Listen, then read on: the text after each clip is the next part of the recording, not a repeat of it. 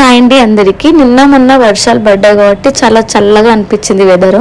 మళ్ళీ చూడండి ఈరోజు 8 o'clock ఇంత ఎండగా అనిపిస్తుంది. ఈరోజు నేను మా ఇంట్లో ములక్కాయ ఎగ్ కర్రీ చేశాను. ఒకసారి ప్రాసెస్ చూద్దాము. ఫస్ట్ ఒక గిన్నె పెట్టుకొని అందులో ఆయిల్ వేసి ఉల్లిపాయలు కరివేపాకు వేసాలి. ఇవి మగ్గేలోపు మనం పక్కన ఇంకొక స్టవ్ పైన ఎగ్స్ బాయిల్ చేసుకోవాలి. తర్వాతకి కొంచెం ఆనియన్స్ బాగా మగ్గాలంటే కొద్దిగా సాల్ట్ వేసుకోవాలి. దాని తర్వాతకి కొద్దిగా పసుపు వేసేసుకోవాలి. ఈ లోపు మనం మునక్కాయ ముక్కల్ని కట్ చేసుకొని కడుక్కొని నెక్స్ట్ మునక్కాయ ముక్కలు కూడా వేసేసుకోవాలి. బాగా కలుపుకోవాలి.